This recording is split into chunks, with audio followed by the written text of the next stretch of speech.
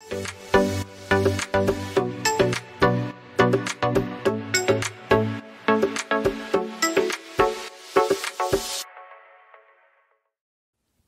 arkadaşlar. Birkaç ilmek YouTube kanalıma hoş geldiniz. Bugün sizlerle beraber bu görmüş olduğunuz popcorn modelli ya da fıstık da diyenler var. Bu modeli çalışacağız. Güzel bir hırka yapacağız. Hırkamızın boyutu 1,5-2 yaşa göre, hatta 2,5 yaşa kadar bile rahatlıkla kullanılabilecek bir boyuttadır. Hırkamı Himalaya Everyday Super Lux ipiyle ördüm. Rengini sorarsanız arkadaşlar, renk numarası 73449. Güzel bir kiremit rengi. 3,5 numaralı şişimle ördüm ve toplamda 2 yumak ip kullandım arkadaşlar. Dediğim gibi 1,5 yaştan itibaren 2-2,5 yaşa kadar bile rahatlıkla kullanılabilecek bir ölçüde oldu. Hafiften boyunu, bedenini uzun ördüm ki çocuklarımızın eğilip kalktığında sırt kısmı açılmasın diye. Kullanışlı bir hırka oldu arkadaşlar. İsterseniz ipimizi, şişimizi alıp örgümüze başlayalım. Bu arada arkadaşlar, kanalıma abone olursanız, videolarımı beğenir ve paylaşırsanız çok mutlu olurum. Her bir beğeni benim için büyük bir destek oluyor. Öncelikle bunu da söyleyeyim. Abone olursanız ve zil butonu var. Zil butonuna tıklarsanız videolarımı yüklediğim gibi size bildirim gelir ve siz de videolarımı direktmen görmüş olursunuz. Evet arkadaşlar, sözü daha fazla uzatmadan buyurun hırkamızı hep beraber örmeye başlayalım. Evet arkadaşlar, ben 3,5 numaralı şişime toplamda 82 ilmek attım. Ve toplamda 2, 4, 6, 7 sıra lastiğimi ördüm. Ayrımlarımı da yaptım. Şimdi şöyle göstereyim. Kullandığım ipin markası Himalaya Anti Peeling özellikle Everyday Super Lux ipi. Renk numarası da 73449. Arkadaşlar, çok güzel bir kiremit rengi. Evet. Dediğim gibi toplamda 82 ilmek attım. Ayrımlarını yaptım. Önler için 16 ilmek. Arada 2 ilmek. Kollar için 9 ilmek. Yine arada 2 ilmek. Arka için de 24 ilmek. Yine ara 2 ilmek. 9 kol. 2 ara ve yine 16 ön ilmek. Önlerde yine 7'şer ilmeğim haroşa patım olacak. Daha sonra arkadaşlar bu hırkamızda da yaka düşürme tekniğini kullanacağız. Daha sonra aralarda artırmalarımız olacak. Düğme delikleri açacağız ve popcornlarını yapacağız. Şimdi en başta bir başlayalım hırkamıza, artırmalarına. İlk artırma sırasını yapacağız. Dediğim gibi ilk 7 ve son 7 ilmek hep haroşa olarak öreceğiz. Evet. Şöyle bir sabitleyelim. İlk ilmeğimi aldım ve haroşa olarak örüyorum. Ben haroşa örgümü düz örgülerden oluşturduğum için düz örgülerle devam ediyorum.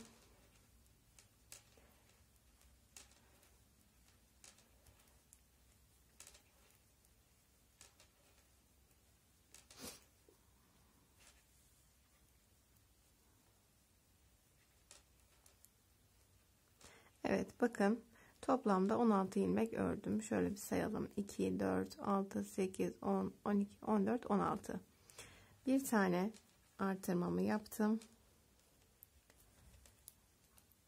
Artık ilmek tutucumu çıkartıyorum. 2 ilmeğimi ördüm ve çıkardım. Ve burada tekrardan bir artırma daha yapıyorum. Tekrar 9 ilmeğimi örüyorum kol için. 1 2 3 4 5 6, 7, 8 ve 9. 9 ilmeğimi ördüm. İlmek tutucumu çıkardım. Bir tane artırdım. 2 tane ara ilmeğimi ördüm ve bir tane daha artırdım. Yine ayracımı çıkardım. Arka ilmeklerimi örüyorum.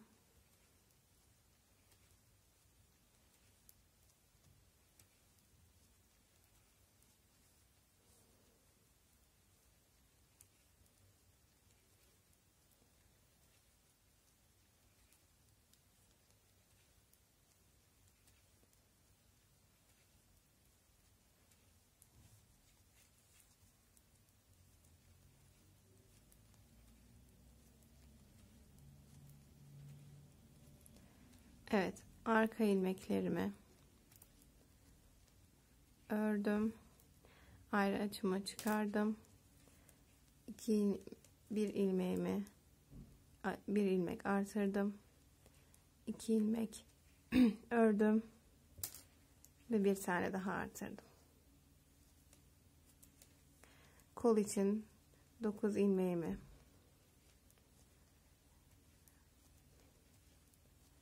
örüyorum.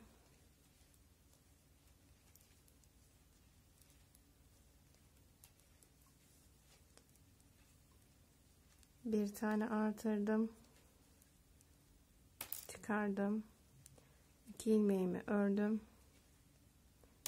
Çıkardım. Bir tane artırmamı yaptım.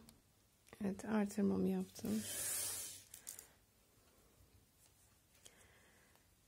Ön beden içinde artırmamı yaptım. Şimdi ön bedenimi de örüyorum. Bu sırada örerek geçiyoruz.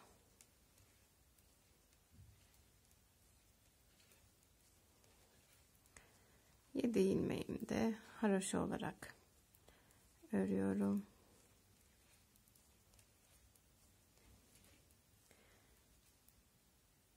Evet arkadaşlar, ilk sıramızı, artırma sıramızı tamamladık.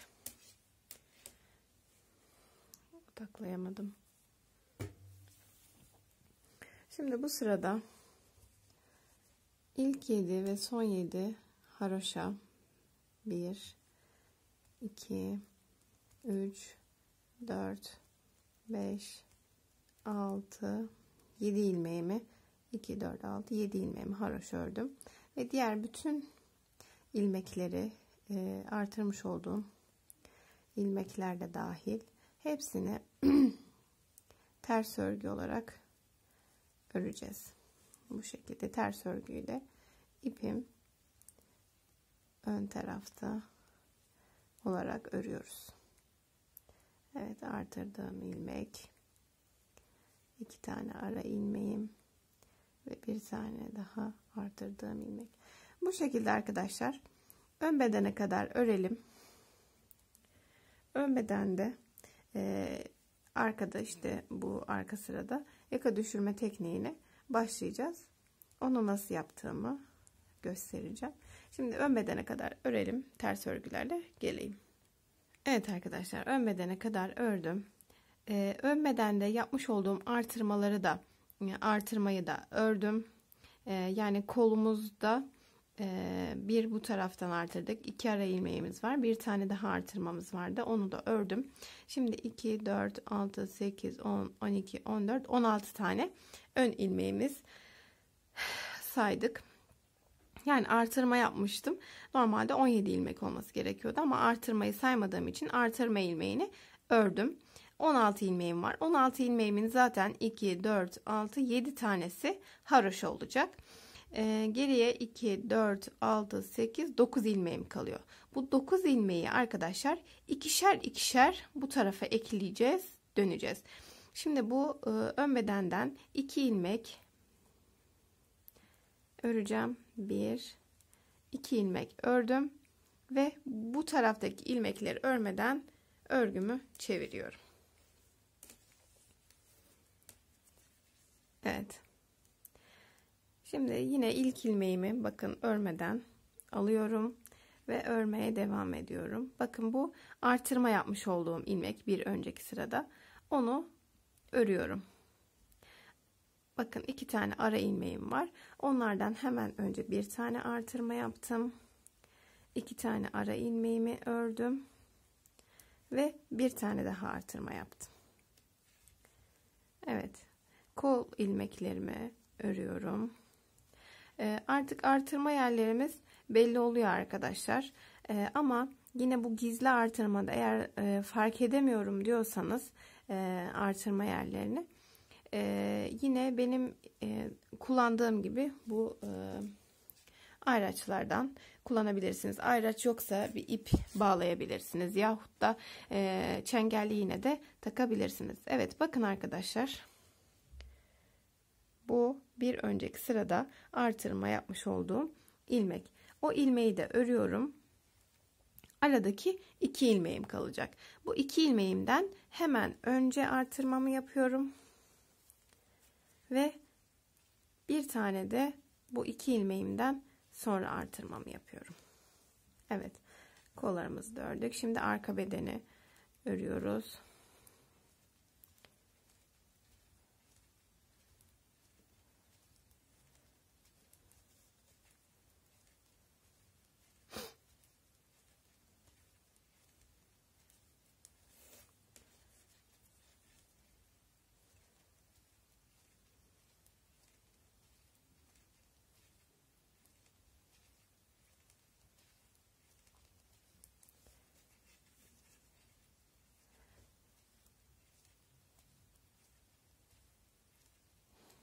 Evet, bir dahaki yapmış olduğum artırma ilmeğine kadar geldim. Bakın, yine artırma ilmeğim belli bu şekilde. Tabii ki artırma ilmeğimi ördüm. Ara ilmeklerinden önce bir tane artırma yaptım. 2 tane ara ilmeğimi ördüm. Bir tane daha artırma yaptım. Şimdi kol ilmeklerimi örüyorum.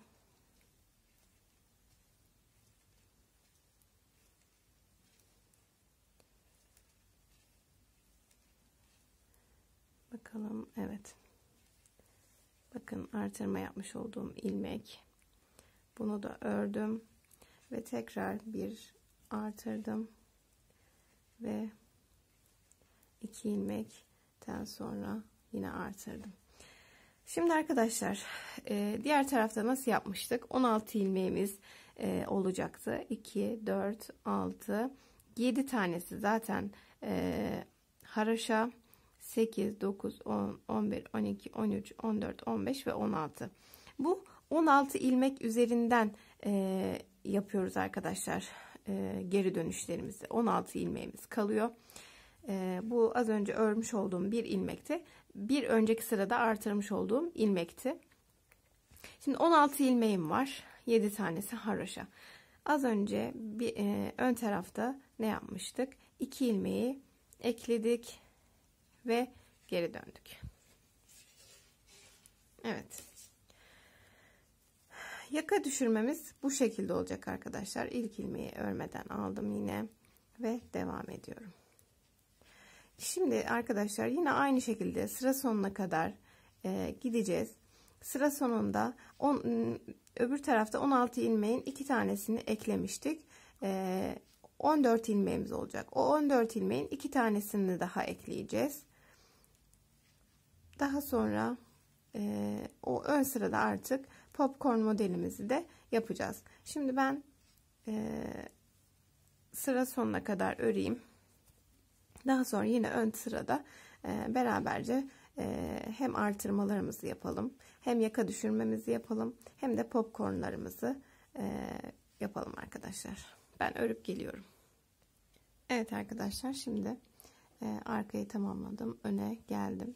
Şimdi bu ön sıramızda popcornlarımızı yapacağız. Yine işte yaka düşürme tekniğini uyguladım. Bu taraftaki ilmekten 2 tane bu tarafa ekledim. Şimdi arkadaşlar,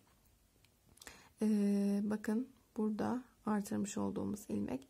Artırmış olduğumuz ilmeğe kadar 2, 4, 6 tane var. Yani ara ilmeğe kadar 6 ilmeğimiz var. Şimdi bu 6 ilmeğin 3 tanesini öreceğim. Bir tanesini aldım. 2, 3 tanesini ördüm. Bakın ara ilmeğime 3 ilmek kaldı. Bir tanesine pompon yapacağım. 2 tane ilmeğim kalacak. Popcornumuzu da yapalım. İlmeğimi alıyorum.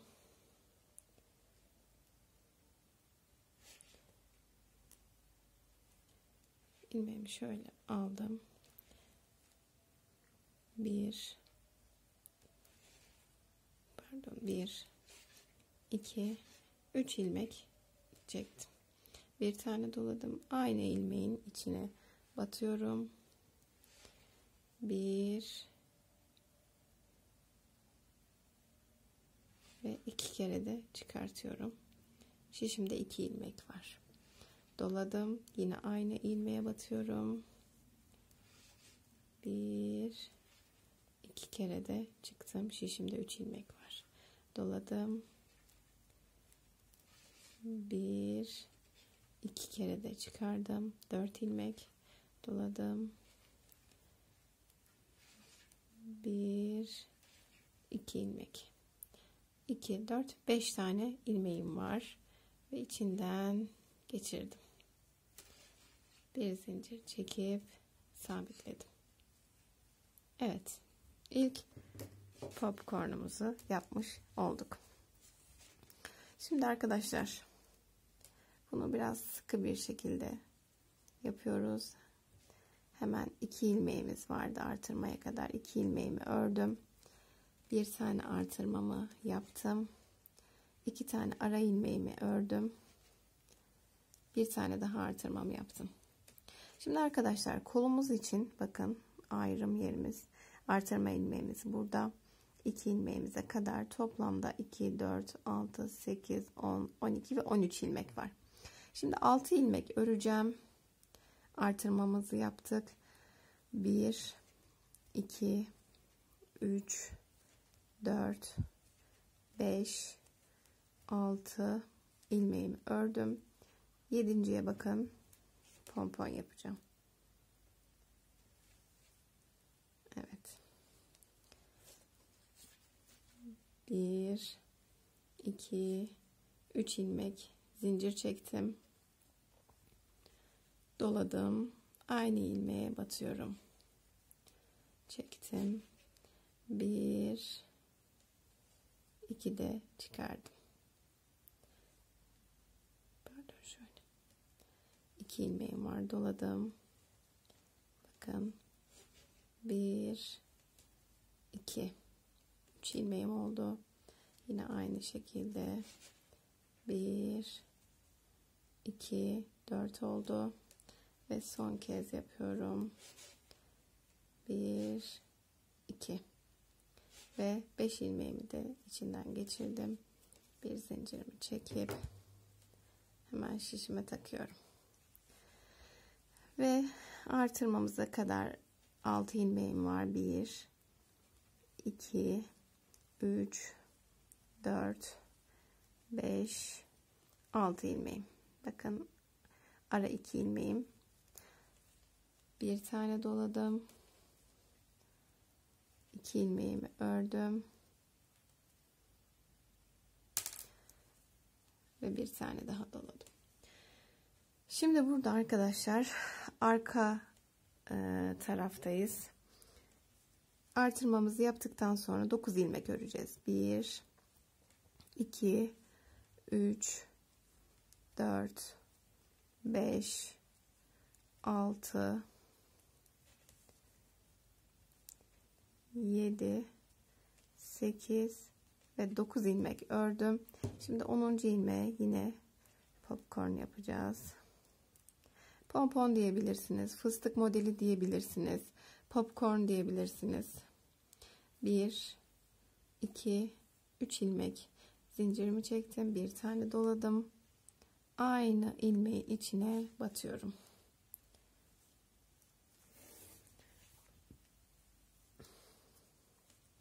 Evet. Aynı ilmeğin içine battım. 2 kere de çıkardım. Bütün ilmeklerimizi çıkarmıyoruz arkadaşlar. Doladım. 1 2 3 ilmek oldu. 1 2 bir tane daha doladım. 1 2 2 4 ve 5 ilmeğim oldu. Ve hepsini geçirdim. Bir zincir çekip şişime takıyorum. Evet. Şimdi bu arada arkadaşlar 8 ilmek örüyorum. 1 2 3 4 5 6 7 ve 8. 9. ilmeğe popcorn yapacağız.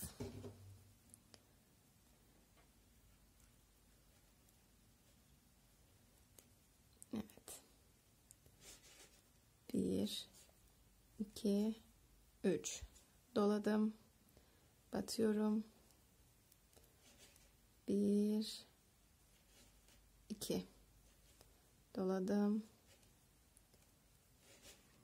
1 2 doladım.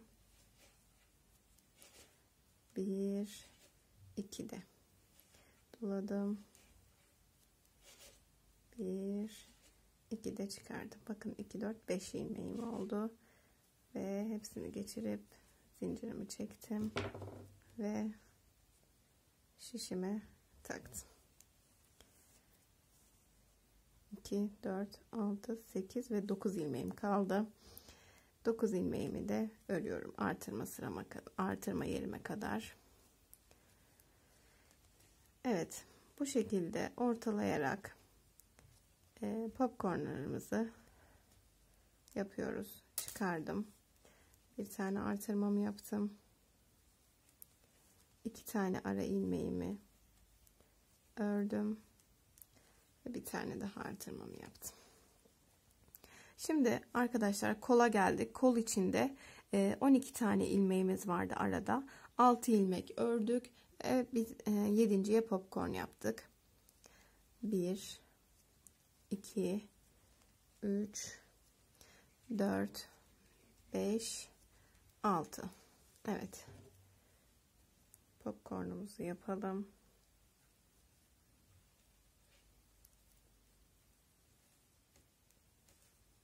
Bir, 2 ve 3 doladım. Aynı zincirin içine batıyorum. 1 2 de çıktım. Doladım. Aynı zincire batıp 2 de çıkardım.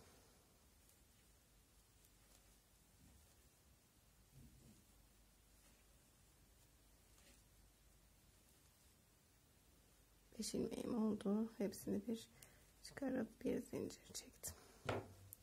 Ve şişime taktım.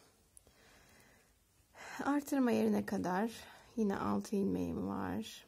1 2 3 4 5 6. Bir artırdım. 2 ilmeğimi ördüm ve bir tane daha artırdım. Evet, geldik ön sıraya. Bu taraftaki modelimizde, ön tarafımızda yaptığımız popcornumuzda artırmaya 2 ilmek vardı arkadaşlar. 2 ilmek ördük, bir tane artırdık, sonra ara ilmeklerini ördük. Şimdi burada da aynı şekilde yapacağız. Yani burada başından saydığımızda 3 ilmek örmüştük, bir tane popcorn yaptık, 2 ilmek ördük, bir tane artırdık. Şimdi aynı şekilde yapacağız. Artırmadan sonra 2 ilmek öreceğiz. 1 2 ilmek öreceğiz. Bu üçüncüye popcornumuzu yapacağız. 1 2 3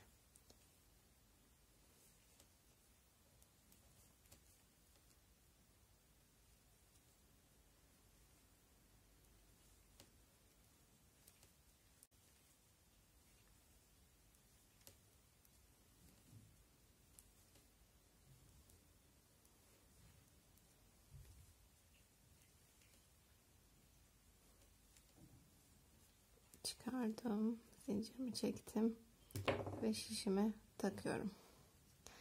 Evet. Şimdi bundan sonra 3 ilmeğimiz vardı. Bir tanesini ördük. 2 ilmekte yaka düşürme tekniğini uyguladığımız için bu ön bedene ayırdığımız ilmeklerden bu taraftan 2 ilmek buraya ekledik. Toplamda 3 tane örmüş olduk. Şimdi çeviriyoruz. Evet arkadaşlar, ilk popcorn sıramızı bu şekilde tamamladık. Şimdi arkada ilmeklerimizi ters olarak örüyoruz. Ön sırada arkadaşlar popcorn yapmayacağız. Bir müddet öreceğiz. Daha sonra yapacağız popcorn modellerimizi. Şimdi yaka düşürme tekniğine tabii ki devam ediyoruz. Artırmalarımıza devam ediyoruz ama dediğim gibi ilk popcornumuzu yaptık. İkinci popcornumuz için biraz örmemiz gerekiyor. Şimdi ben sıra sonuna kadar öreceğim. Sıra sonunda yine yaka düşürme tekniğini uygulayacağım. Ön sırada artırmalarıma devam edeceğim aynı şekilde. Bu şekilde bir müddet öreceğim. Ondan sonra geldiğimde ikinci popcornu da yine sıralarına beraberce ayıracağız. Beraberce popcornlarımızı yapacağız. Bu arada yaka düşürme tekniğimizin de bitmesine az kaldı arkadaşlar. İkişer ikişer ekleyerek yapıyorduk. En sonda 3 ilmeğim kalacak. İkişer ikişer ekliyorduk. 3 ilmeğim kalacak, yani haroşadan önceki 3 ilmeği orada 3 ilmek örüp yaka tekniğini bitireceğiz. Bu şekilde arkadaşlar. Şimdi ben öreyim. İkinci popcornuma geldiğim zaman sizlerle beraber örmeye devam edelim. Şunu da söylemek istiyorum. Yaka düşürme tekniğimiz bittikten sonra hemen düğme deliği açacağız.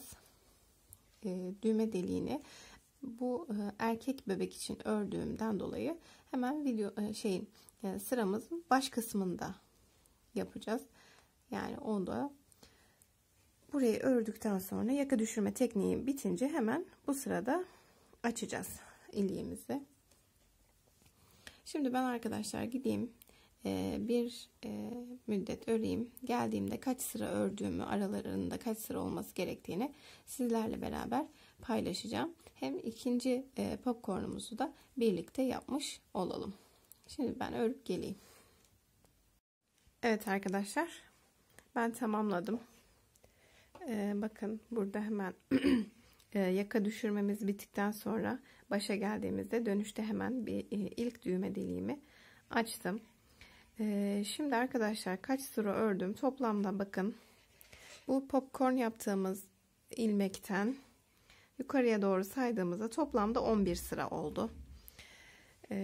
Şimdi ikinci popcornlarımızı yapacağız. Hem artırmalarımıza da devam edeceğiz yine. Şimdi beraber başlayalım popcornlarımızı yapmaya. Popcornlarımızı arkadaşlar çaprazlamasına yapmaya çalışıyorum. Sayıları ona göre ayarlamaya çalışıyorum. Bu ortada kalacak. 2 tane böyle kenarlarla. Daha sonra aynı şekilde yine popcornlarımızı yapacağız. Çapraz çapraz gidecek yani. O yüzden sayıları ayarlayarak yapmaya çalışıyorum. Eğer benim sayılarımda başladıysanız bu şekilde sayılarını yaparsanız daha düzgün olur arkadaşlar. Ama sayınız farklıysa benim bu uyguladığım sayılarda illaki değişir. Evet. İlk 7 ilmeğim haroşa zaten.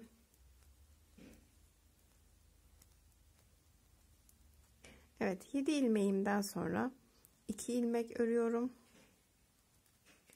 ve üçüncüye popcornumu yapacağım. Evet. 1 2 3 doladım.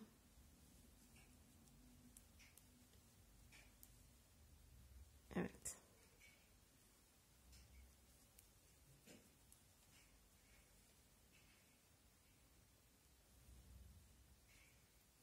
Yalnız şu şişinize de dikkat edin. Çıkmasın. Doladım. Batıyorum.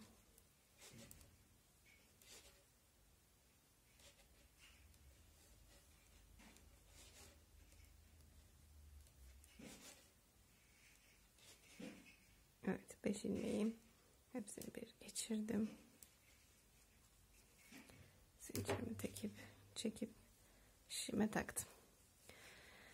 Şimdi 11 ilmek örüyorum. 1 2 3 4 5 6 7 8 9 10 ve 11 ilmek ördüm arkadaşlar. Bakın 3 tane kaldı artırmaya kadar.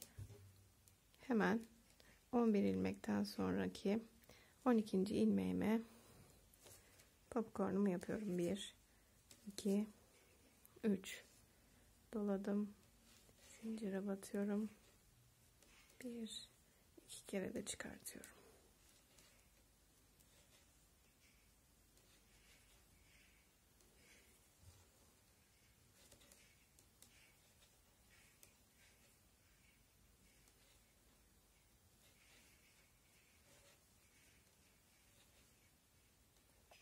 Bir, iki, üç, dört, 5 ve çektim.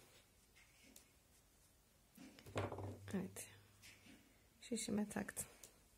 Şimdi 2 ilmeğimi örüyorum. Evet, bakın ara ilmeklerime geldim zaten. Bir tane artırıyorum. 2 tane ara ilmeğimi örüyorum ve bir tane daha artırıyorum. Şimdi koluma geldim arkadaşlar. Kol bölümünde yapacağız popcornumuzu. Şimdi 6 ilmek örüyorum. 1 2 3 4 5 6 ilmeğimi ördüm. Hemen 7.'sine popcornumu yapıyorum. 1 2 3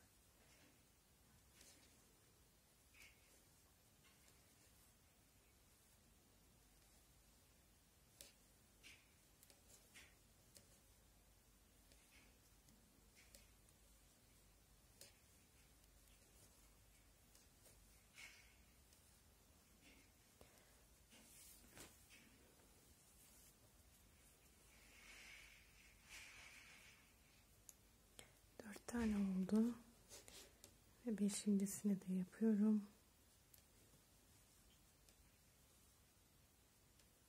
5.'yi de yapıp hepsini birleştiriyorum ve çıkartıyorum. Taktım ve şimdi 11 tane örüyorum. 1 2 3 4 5 6 7 8 9 10 ve 11 ilmeği ördüm. Hemen 12.'ye popcornumu yapıyorum.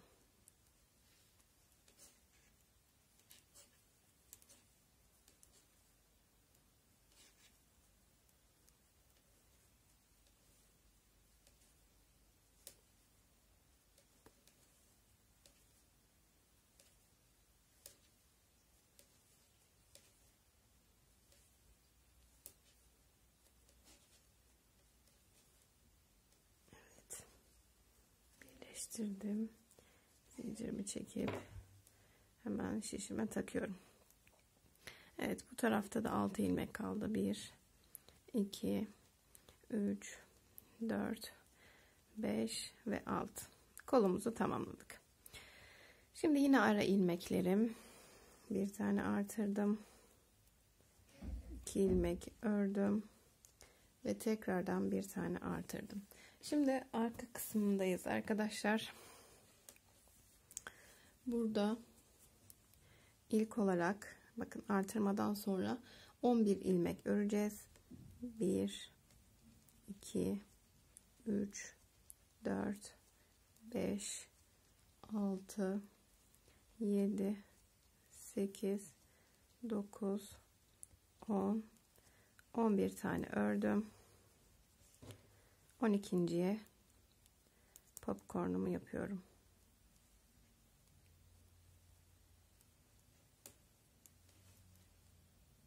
Bir, iki, üç. Arkadaşlar popcornun daha ayrıntılı bir şekilde yapılışını zaten video olarak çekmiştim. Kanalımın ilk videolarından. Oraya da bakabilirsiniz daha ayrıntılı bir şekilde.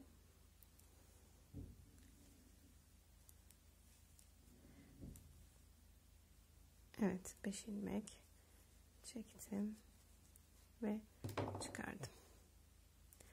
Evet, şimdi 9 ilmek örüyoruz. 1, 2, 3, 4, 5,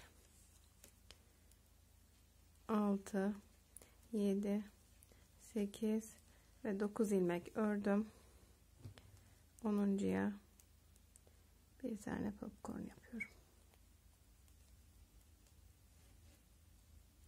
1, 2, 3.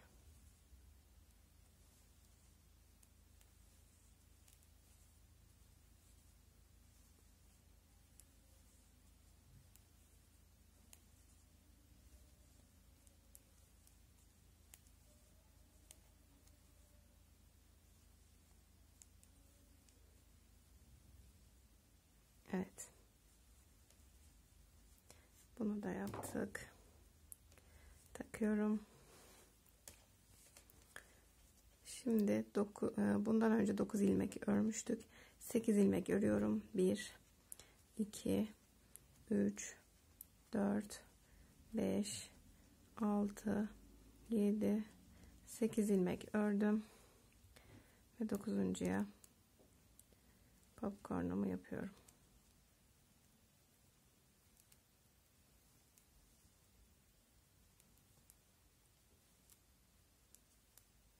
Evet, tabii şişlerin uçlarıyla birazcık karışabiliyor.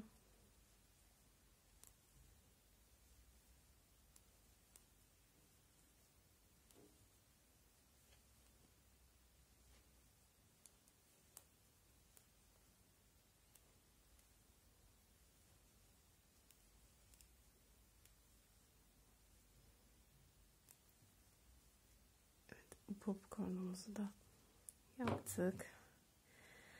Şişime taktım ve artırma yerime kadar toplamda 11 ilmeğim var. 1, 2, 3, 4, 5, 6, 7, 8, 9 ilmeğim kalmış. Pardon, yanlış saymışım. Şimdi arkadaşlar artırma yerime geldim. Bir tane artırıyorum. 2 ilmek ördüm ve bir tane daha artırıyorum.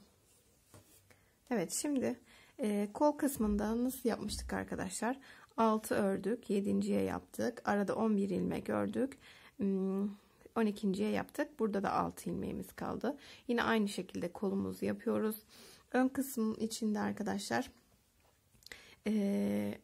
ara ilmeklerden sonra bir tane artırma yapıp 2 ilmek örüyoruz. Bir tane yapıyoruz. Arada 11 ilmek örüyoruz. Bir tane yapıyoruz. Bu baş kısımda da 2 ilmeğimiz kalıyor. Bu şekilde ikinci sıramızı da tamamlayacağım.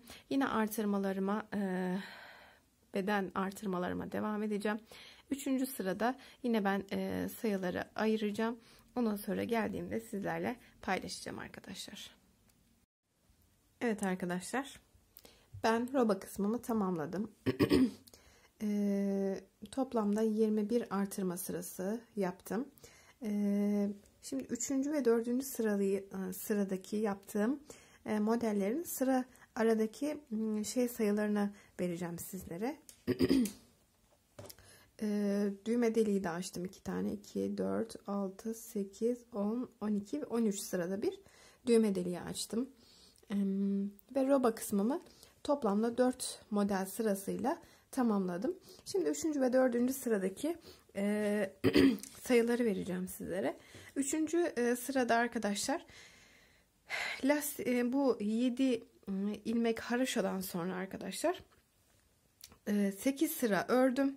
Bir model yaptım. 8 sıra dedim. 8 ilmek ördüm. Bir model yaptım. 11 ilmek ördüm. Bir model yaptım ve 2 ilmek ördüm.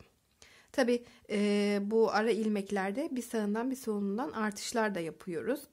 2 ilmek ördüm, artırdım, ilerledim. Daha sonra kol kısmımızda arkadaşlar 6 ilmek ördüm, bir model yaptım, 11 ilmek ördüm, bir model yaptım, 11 ilmek ördüm, bir model yaptım ve 6 ilmek ördüm. Daha sonra yine artırmamı yaptım, 2 ilmeğimi ördüm, artırmamı yaptım. Tabi artırma ilmekleri arkadaşlar sayıya dahil değil. Bu aralarda sayılar veriyorum ya. O sayılara dahil değil. Artırma ilmeklerini saymıyorum. Şimdi arka bedende de 10 ilmek ördüm. Bir artırdım. 11 ilmek ördüm. Bir model yaptım. Pardon, burada artırma dedim. Şöyle söyleyeyim tekrardan. 10 ördüm. 10 ilmek. Bir model yaptım. Daha sonra 11 ilmek ördüm. Bir model yaptım. Sonra 9 ilmek ördüm. Bir model yaptım. 9 ilmek ördüm. Bir model yaptım. Ve 9 ilmek ördüm. Tamamladım arkayı. Artırma yaptım. 2 ilmeğimi ördüm. Bir artırma daha yaptım. Zaten kollar aynı şekilde ilerliyor. Ön beden de aynı şekilde ilerliyor. Ama ben sizlere yine sayısını vereyim. Bu kolda yine 6 ilmek ördüm. Bir model yaptım. 11 ilmek ördüm, bir model yaptım, 11 ilmek ördüm, bir model yaptım ve 6 ilmek ördüm. Bu taraftaki önümüzde ise yine şöyle bakın, burada başta 8 ilmek örüyorduk, burada sonda 8 ilmek kalıyor. Sadece bunu ters yapıyoruz. Burada 2 ilmek ördüm, bir model yaptım, 11 ilmek ördüm, bir model yaptım, 8 ilmeğimi ördüm, tamamladım. 3. model sıramızı bu şekilde oluşturdum. 4. model sıramızı da 2 ilmek ördüm, bir model yaptım, 11 ilmek ördüm, bir model yaptım, 11 ilmek ördüm, bir model yaptım ve 2 ilmek ördüm. Daha sonra yine artırmalarımı yaptım. Kolumuza geldim, 6 ilmek ördüm, bir model yaptım, 11 ilmek ördüm, bir model yaptım, 11 ilmek ördüm, bir model yaptım, 11 ilmek ördüm, bir model yaptım, 6 ilmek ördüm ve artırmalarımı yaptım yine. Arka sıramızda arkadaşlar sayılar genelde arkadaşlar kollarda ve ön taraflarda eşit oluyor. Arkada biraz oynamalar yaptım. Bazıları 11, bazıları 9 sıra. O çok aşırı fark etmez. Zaten çaprazladığımız için o fark etmeyecek.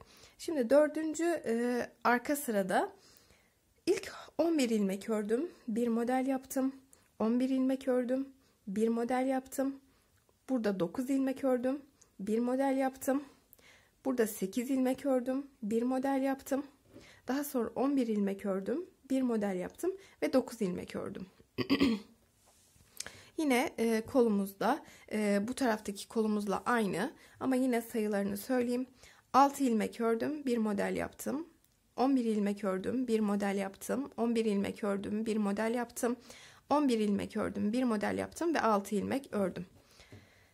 Artırmalardan sonra diğer ön beden için 2 ilmek ördüm, bir model yaptım. 11 ilmek ördüm, bir model yaptım. 11 ilmek ördüm, bir model yaptım. 2 ilmek ördüm ve sıramı bitirdim. Zaten bu 4. model sırasını yaptım. Arka sırayı da ters örgülerle ördüm ve roba kısmını tamamladım arkadaşlar.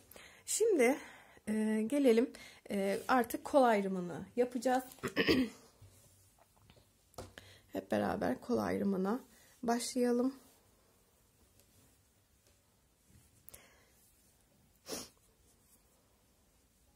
Evet, ön bedenden başlıyoruz arkadaşlar.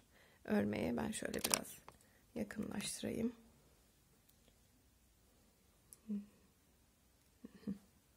İlk ilmeğimi örmeden aldım ve 7 ilmeğim zaten haroşa.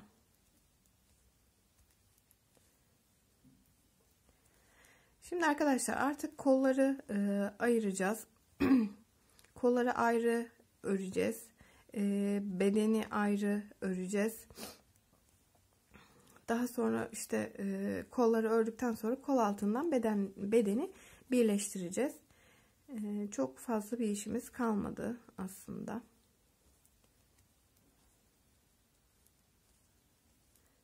Evet, şimdi ön bedeni örüyorum.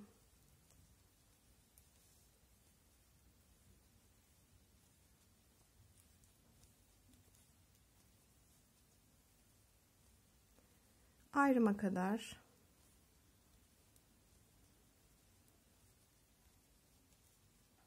bakın. Evet, 2 ara ilmeğime geldim arkadaşlar.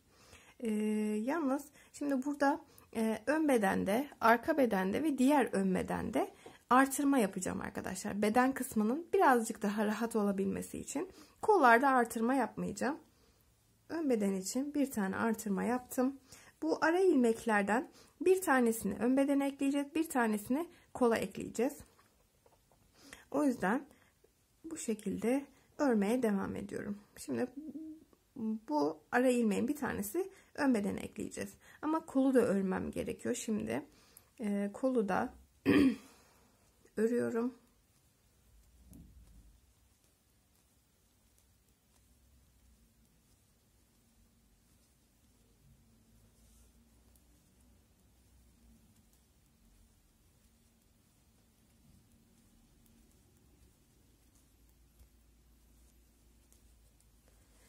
Evet, diğer ayrım yerine kadar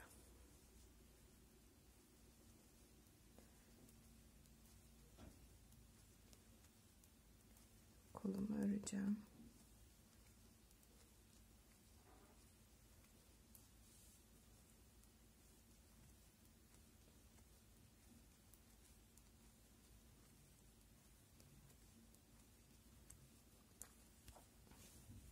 Evet arkadaşlar, az önce sayıları vermiştim. Eğer biraz hızlı geçtiysem videoyu yavaşlatarak da sayıları böyle bir not kağıdına falan yazarsanız sizin için daha kolay olur.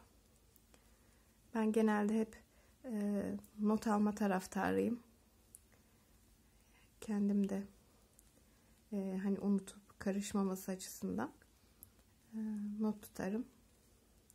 Sizlere de tavsiye ederim. Videoyu yavaşlatıp o şekilde bir kenara yazabilirsiniz. Evet, bakın 2 ara ilmeğime kadar geldim. Evet. Bakın 2 ara ilmeğim. Bir tanesini koluma ekledim. Bir tanesini arka bedene ekleyeceğim. Ve burada artık geri dönüyorum. Çünkü artık sadece kolumuzu örmeye devam edeceğiz.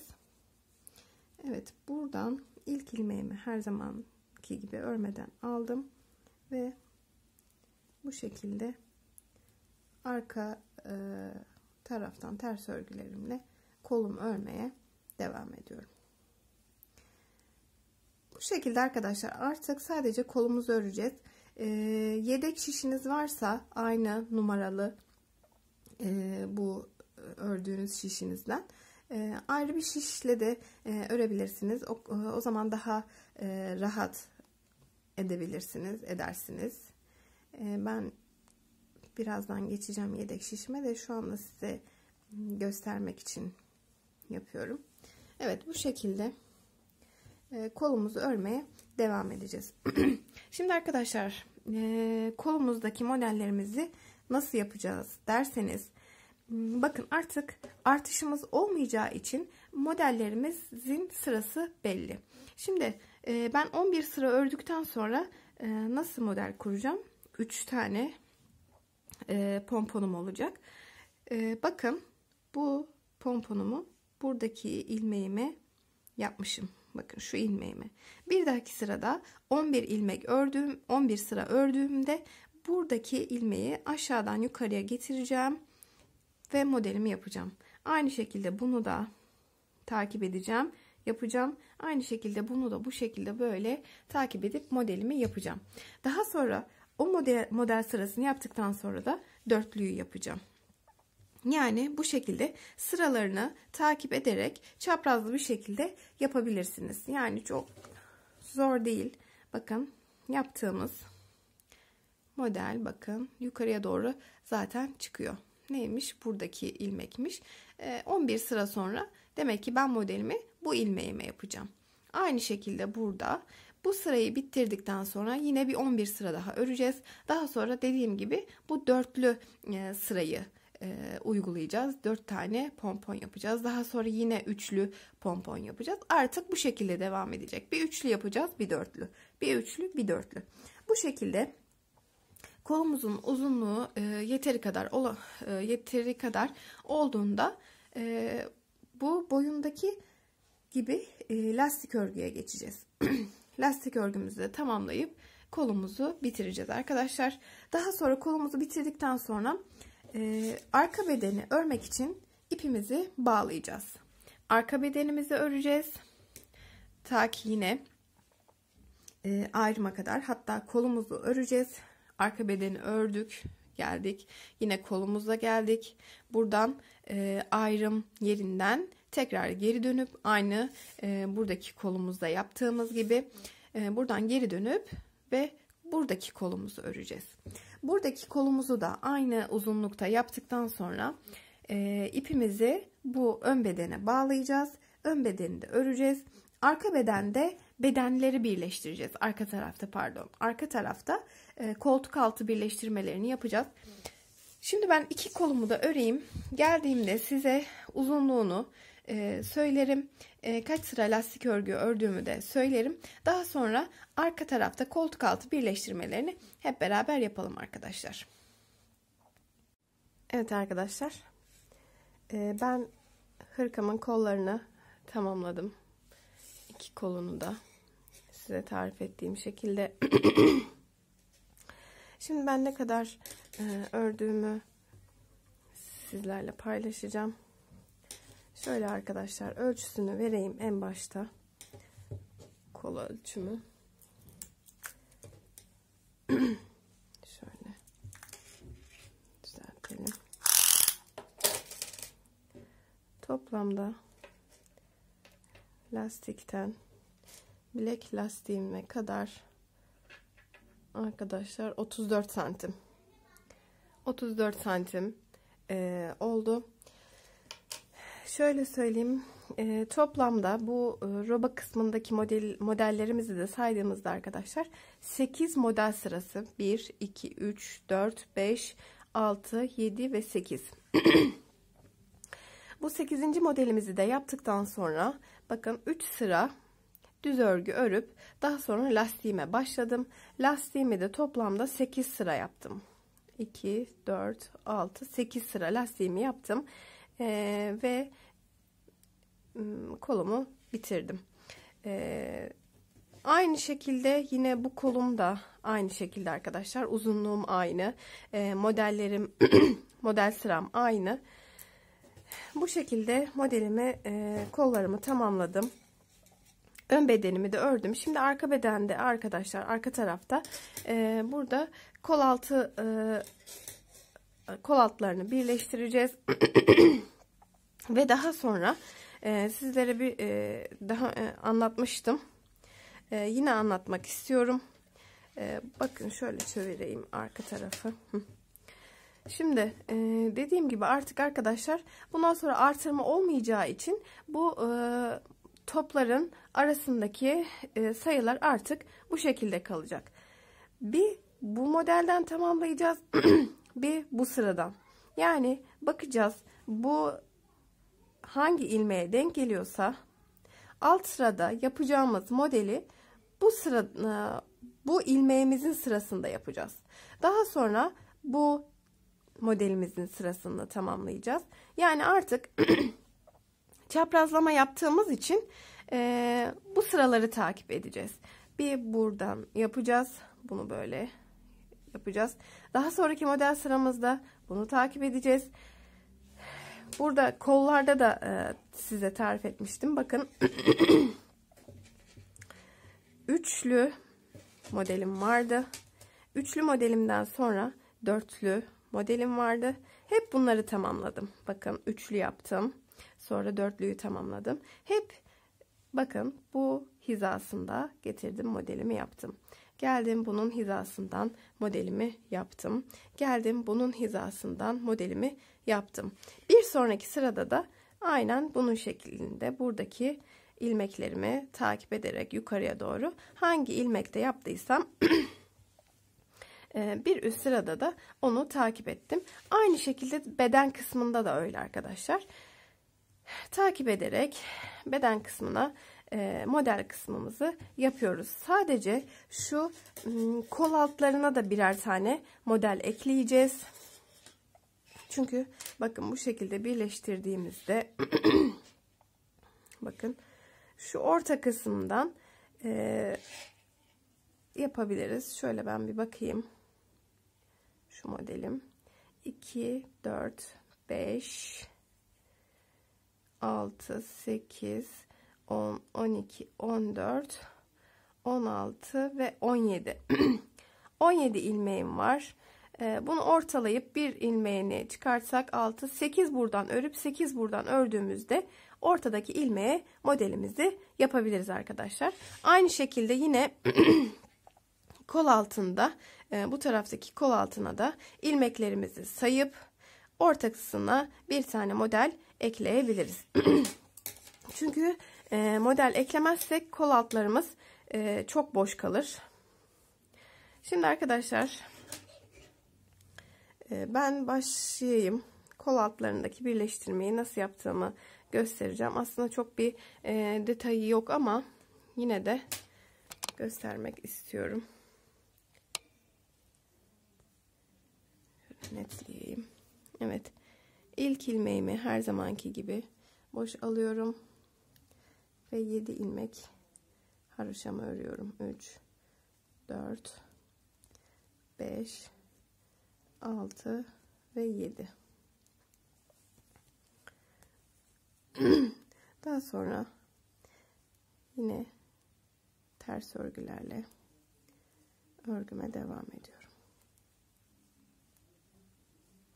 Kusura bakmayın arkadaşlar, biraz sesim bozuk olabilir. Bu ara ağır bir grip atlattım. Çok şükür. Ama sesim tabii daha tam düzelmedi. Onun için kusura bakmayın diyorum.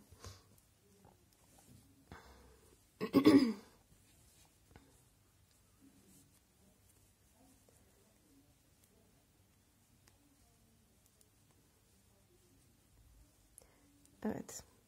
Kol altına kadar devam ediyorum.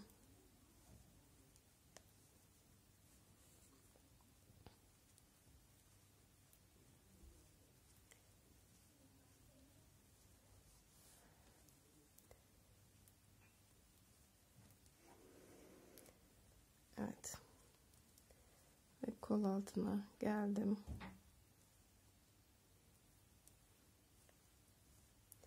Evet. Burada arkadaşlar bakın arka bedenle birleştireceğim. Hiçbir işlem yapmıyorum. Eksiltme veya artırma yapmadan direktmen biraz sıkı olarak alalım ama genişlemesin sonradan. Hemen diğer arka bedene geçişimi yapıyorum. Bu şekilde. Böylelikle arka bedenle ön bedeni birleştirmiş oluyoruz. Evet arkadaşlar, şimdi aynı şekilde yine devam edeceğiz. 11 sırada bir modelimizi yapacağız. Dediğim gibi bir alt sıradaki modelin yaptığımız ilmeği takip ederek yapacağız. Çünkü artık sayılarımız değişmeyecek. O yüzden aynı ilmeklere modellerimizi yapacağız.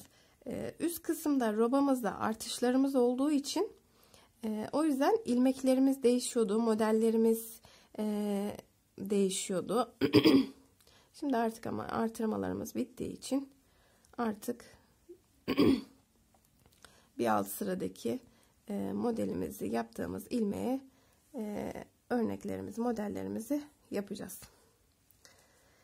Evet arkadaşlar, yine bu diğer kol altında da aynı şekilde birleştirmemi yapacağım. Ben devam edeceğim daha sonra. Tabii ki ilmek, düğme, ilik yerlerini açmayı unutmuyoruz. Daha önceki videolarımda hep düğme deliği açmayı göstermiştim. Aynı yöntemle açıyoruz iliklerimizi.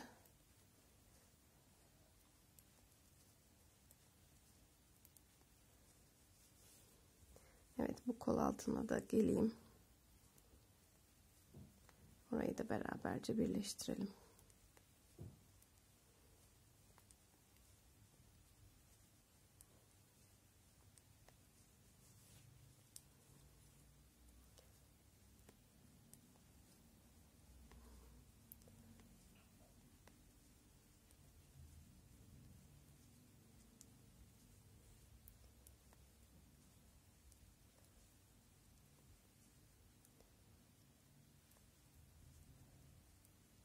Evet, geldik. Tekrar bakın, ön bedenime getirdim ve hiçbir artırma, eksiltme ya da farklı bir işlem yapmadan direkt karşı tarafa geçeceğim. Ters örgüyle tabii ki. Evet. Biraz sıkı tutalım. Orada bir genişleme olmasın. Evet. Bu şekilde bedenlerimizi de birleştirmiş olduk. Şimdi sıra başına kadar öreyim. Yine ben sizler için düğme deliğini nasıl açtığımı göstereyim arkadaşlar. Diğer bütün videolarımda da var zaten ama yine bunda da göstermiş olayım. Evet, düğme deliklerini 13 sırada bir açıyordum. Sıralarına da dikkat ederseniz daha düzgün, daha muntazam durur. Evet. Bakalım. 2, 4, 6 ve 7. 7 ilmeğimi haroşa olarak örüyorum.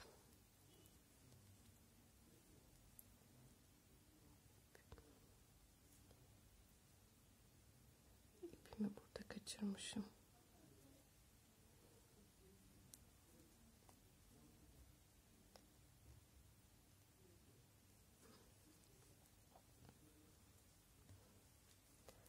Evet, haroşalarımı da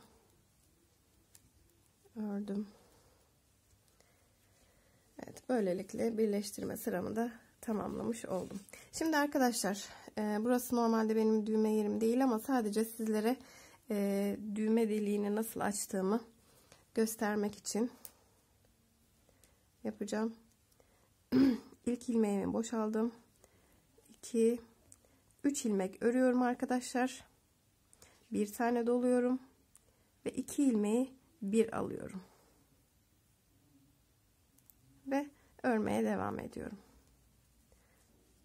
Evet, bu şekilde düğme deliklerini de bu şekilde açıyorum arkadaşlar. Hatta bir kere daha göstereyim. Bakın, 3 ilmek ördüm, bir tane doladım ve 2 ilmeği bir alıyorum. Bu şekilde düğme deliklerimi açıyorum arkadaşlar. Dediğim gibi 13 sırada bir düğme deliği de açmayı unutmayalım. Şimdi ben arkadaşlar modelimi tamamlayacağım. Hırkamı tamamlayacağım. Bitişinde boyumuzun uzunluğunu, kaç model sırası yaptığımı sizlerle paylaşacağım arkadaşlar. Ben tamamlayıp geliyorum. Evet arkadaşlar, ben hırkamın boyunu tamamladım. Kesimini de yaparken sizlere küçük bir parçada kesimini nasıl yaptığımı göstermek istedim. İlk önce bir kesimimi bitireyim tamamen. Size ondan sonra boyutunu, ölçüsünü vereceğim. Evet, kesimimi arkadaşlar lastik örgüde bu şekilde yapıyorum. Yani tersleri ters, düzleri düz olarak örüyorum ve arkadaki ilmeği üzerinden geçiriyorum. Düzümü ördüm. Arkadaki ilmeğimi üzerinden geçirdim. Tersimi ördüm. Arkadaki ilmeğimi üzerinden geçirdim.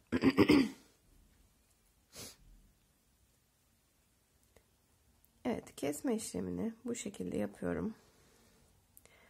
Çok gergin ve çok sıkı bir kesme işlemi yapmayın, alt taraftan büzdürmesin.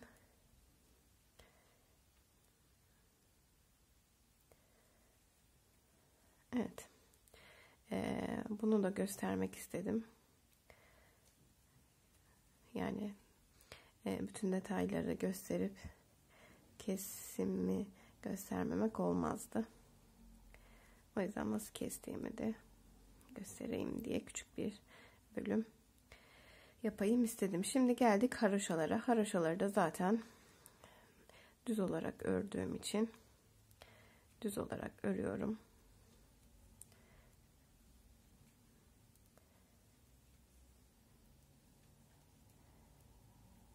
Evet.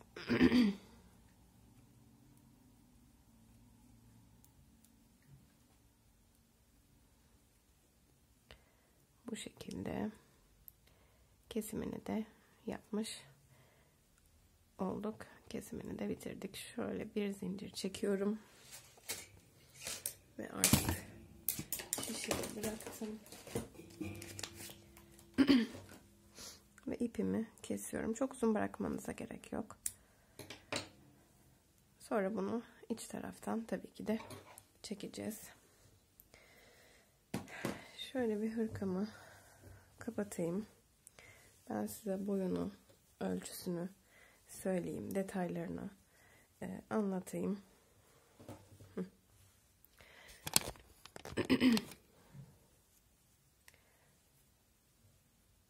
Evet. Şimdi arkadaşlar, bakın hırkamız böyle bitti. Düğmeleri dikilecek, artı bir de kol altı dikişlerini yapacağız. Şimdi şöyle söyleyeyim, toplamda beden kısmımda 1 2 3 4 5 6 7 8 ve 9. modelimizi yaptım.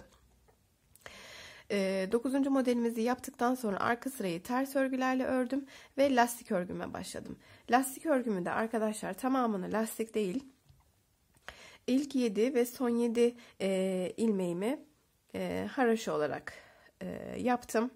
En sonda da bir tane daha düğme deliği açtım ki düğme deliğimiz yukarıdaydı. Aşağıda da bir tane düğme deliği olmazsa hırkamız bu şekilde açılma yapabilir diye. Daha güzel bir kullanışı olması açısından bir tane daha düğme deliğini buraya açtım. Sonraki bu alt taraftaki lastiğimi de 10 sıra yaptım arkadaşlar. 10 sıra lastiğimi ördüm ve bitişimi yaptım. Boyunun ölçüsünü de sizlerle paylaşayım. Aslında düğmeleri diktikten sonra da paylaşacaktım ama şöyle bir şu omuz kısmından şöyle bir ölçelim. 37 santim olmuş arkadaşlar. Evet. Şimdi gelelim şu kol altı dikişlerine. Orayı da göstereyim sizlere. Şimdi hırkamı çevirdim. Zaten uç noktalarında biraz uzunca kesmiştim, ip bırakmıştım. Dikişimi de yapabilmek için. Şimdi burayı bir açayım.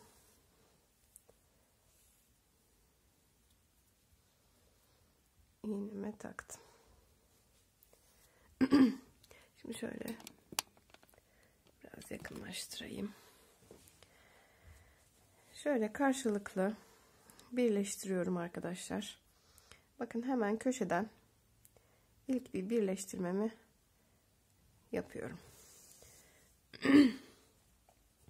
Daha sonra her örgüde yaptığım gibi bakın karşılıklı ilmeklerim var. Bu karşılıklı ilmekleri içinden geçecek şekilde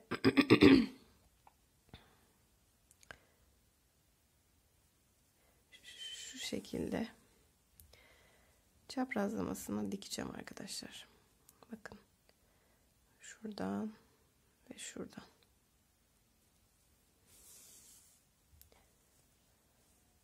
Çok sıkmadan yapıyorum.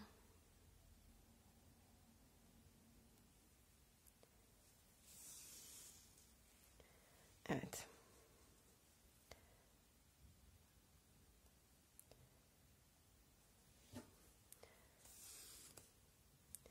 Bu şekilde bu karşılıklı ilmeklerimizin içinden geçerek dikimini tamamlayacağım hırkamızın. Evet. Koltuk altına kadar bu şekilde dikeceğim. Daha sonra düğmelerini de dikip geleceğim arkadaşlar. Hırkamızın tam bitmiş halini yine sizlerle paylaşacağım. Çok gerdire gerdire dikmeyin arkadaşlar ki kol altında kasma yapmasın. Dikiş yerlerinden daha sonra kasabilir. O yüzden biraz rahat bırakın, yani ipi çektiğinizde bu şekilde çok sıkmadan, gerdirmeden. Evet, şimdi ben bu kol altı dikişimi tamamlayayım. Diğer kolumu da dikip geleyim arkadaşlar. Evet arkadaşlar, hırkamı bitirdim. Bakın kol altı dikişlerimi de yaptım. İki tarafı da diktim. Düğmelerimi de diktim. Bakın hırkamız çok güzel oldu. Çok şirin bir hırka oldu. Şimdi ben ölçülerini vereceğim sizlere. Boyunun ölçüsünü zaten vermiştim ama 37 santim arkadaşlar. Boyumuz, tekrardan vermek gerekirse. Bedenimizin genişliğine bakıyoruz. 30 santim. Bedenimizin genişliği de. Kolumuzun uzunluğuna bir bakalım. Şu şekilde. Kolumuz 34 santim arkadaşlar. Evet, hırkamızın boyutu 1,5-2 yaş, hatta 2,5 yaşın bile rahatlıkla kullanabileceği bir ölçülerde oldu arkadaşlar. Yani uzun süreli kullanabilirsiniz. Ben bilhassa şu beden boyunu hafiften uzun yapmayı tercih ettim. Çünkü çocuklar eğildikleri zaman hani sırtı, beli açılmasın diye, oradan soğuk almasın diye hafiften uzun yapmayı tercih ediyorum. Evet arkadaşlar, bu hırkamızın da sonuna geldik. Beni izlediğiniz için hepinize teşekkür ediyorum. Kanalıma abone değilseniz abone olursanız, videolarımı beğenir ve paylaşırsanız çok mutlu olurum. Bir dahaki videolarda görüşmek dileğiyle. Hoşça kalın.